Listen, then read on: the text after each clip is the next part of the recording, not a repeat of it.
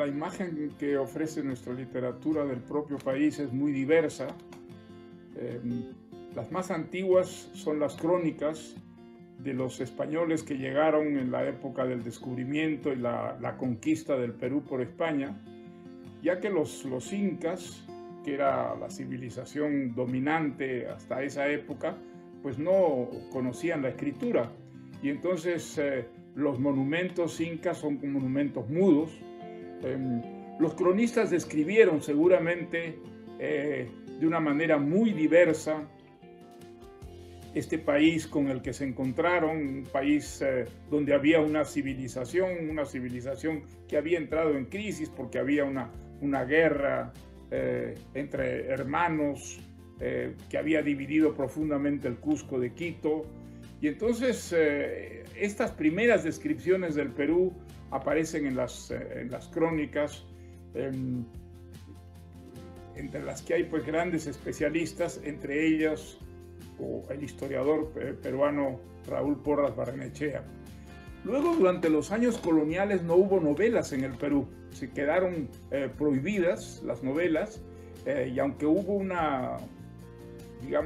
contrabando que permitía a los peruanos leer novelas que se publicaban en España, la verdad es que no se escribieron novelas durante los 3 siglos coloniales. De tal manera que la novela aparece solo en el siglo XIX, en las antiguas colonias españolas en América Latina. Y a partir del siglo XIX sí, hay muchas crónicas y muchos testimonios novelescos, entre ellos pues los de Ricardo Palma, que inventa una forma muy especial, que son las tradiciones famosas, en las que aparecen muchos episodios coloniales, fantaseados, recreados con generalmente humor y mucha consideración por parte del tradicionista.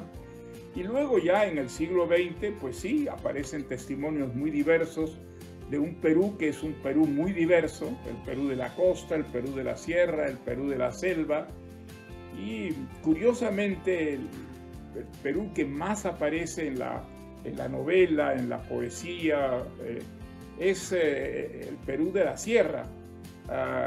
Allí hay una germinación muy interesante de textos tanto literarios como novelescos o poéticos, de tal manera que la literatura que expresa Lima y refleja Lima es una literatura en realidad muy reciente, y es una literatura que se expresa pues a través de cuentos, a través de novelas y también fundamentalmente a través de la poesía, ¿no?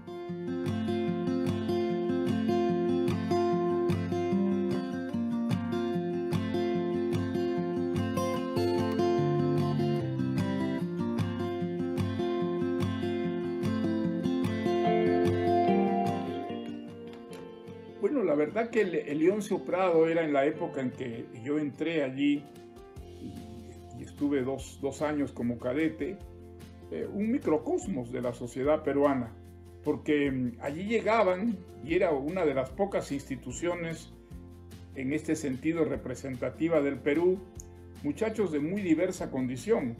Llegaban muchachos de familias más bien prósperas, que enviaban allí sus hijos a veces como a una correccional porque no sabían qué hacer con ellos, no sabían controlarlos, eran chicos traviesos, eran chicos de difícil aclimatación.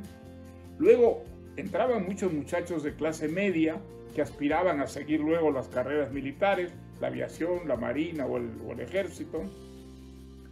Y también, y en este sentido el Leoncio Prado era excepcional, muchachos de origen muy humilde, muchos campesinos entre ellos, gracias a un sistema de becas que concedía este colegio, que era un colegio nacional. Me parece que había 100 becas cada año que permitía a muchos muchachos campesinos y de origen pues muy humilde y de regiones muy remotas de Lima. Ahora hay como 5 colegios militares, pero en esa época no había sino el Leoncio Prado, ¿no?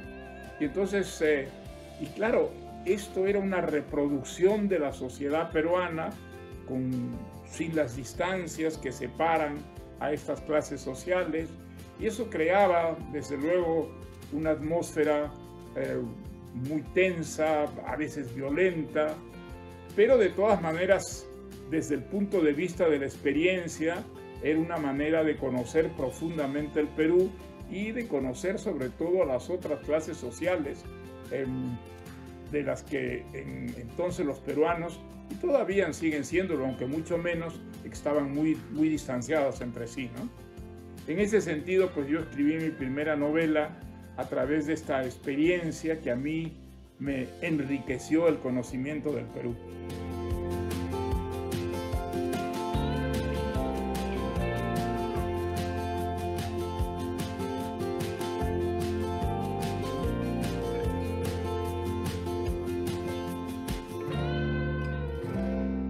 Bueno, digamos, yo he escrito novelas que están situadas en el Perú, o relatos que están situados en el Perú, pero también he escrito sobre otros países, he escrito una novela sobre el Brasil, he escrito otra novela sobre la República Dominicana, he escrito una novela que ocurre en el Congo y en Irlanda, de tal manera que mi visión pues es una visión menos local que la de otros escritores peruanos, ¿no? Aunque, digamos, los temas del Perú me interesan, me preocupan muchísimo, y creo que dentro de mis novelas, la mayoría de ellas están situadas en el Perú, principalmente en Lima, que es por la razón fundamental que yo he tenido, sobre todo, experiencias en la costa peruana, pero también he situado 2 y hasta 3 novelas en la selva, que es una región por la que yo tengo mucho cariño en el caso del Perú. He ido muchas veces, es un Perú muy distinto al de la sierra y el de la costa, y he situado también una de las novelas, Litume en los Andes, que ocurre enteramente en la cordillera de los Andes, de tal manera que creo que en mis novelas, en mis relatos y en mis obras de teatro he abarcado las distintas regiones del Perú. Creo que el Perú es un país muy complejo y muy diverso, y que nadie entre los escritores ha conseguido reflejarlo enteramente, y desde luego pues es mi caso muy parecido al de otros escritores, que solo me he referido a las regiones con las que he tenido mayor contacto, pero creo que ocurre prácticamente en todos los países, y que solamente es la asociación de novelas, poemas, relatos, testimonios escritos la que va trazando una descripción de un país entero, ¿no?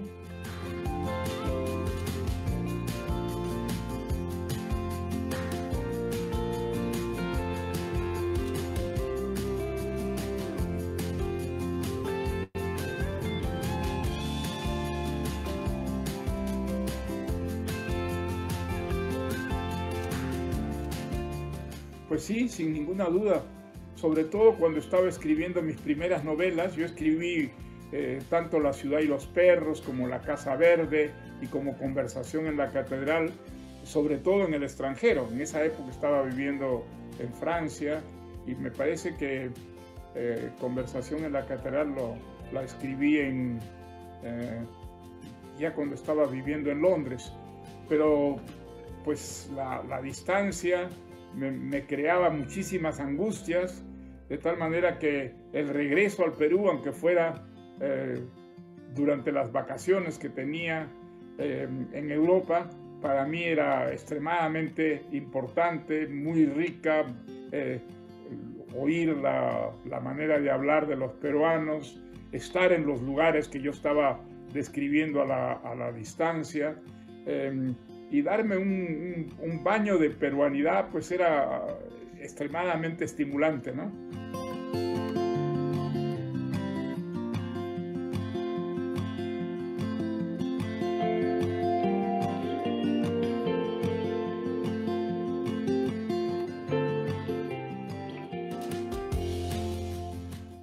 creo que los países se jodan a través de una experiencia.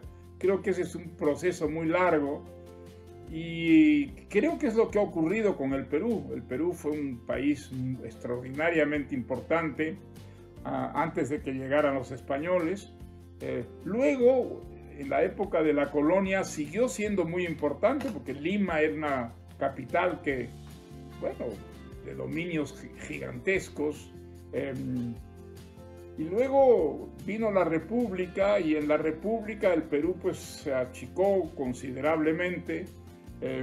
Y creo que, digamos, las grandes dificultades para instalar instituciones realmente modernas que aprovecharan los grandes recursos del Perú es el gran fracaso de la República Peruana.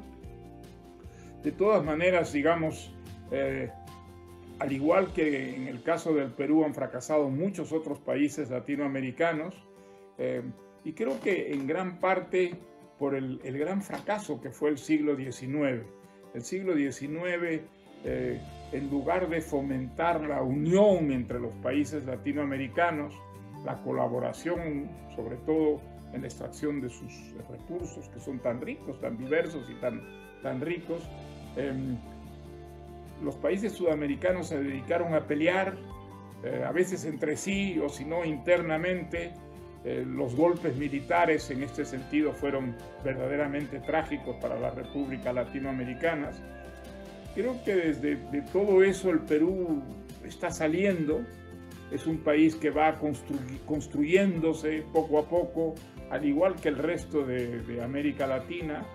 Y eso pues da esperanzas respecto al futuro. Pero respecto al pasado creo que no tendríamos que imitarlo. Que realmente los malos ejemplos están en el pasado y que los buenos ejemplos están en los países que han prosperado, en los países que han conseguido establecer sus sociedades más o menos similares, en las que hay igualdad de oportunidades para todos y sobre todo sociedades basadas en la legalidad, en la libertad, en la democracia.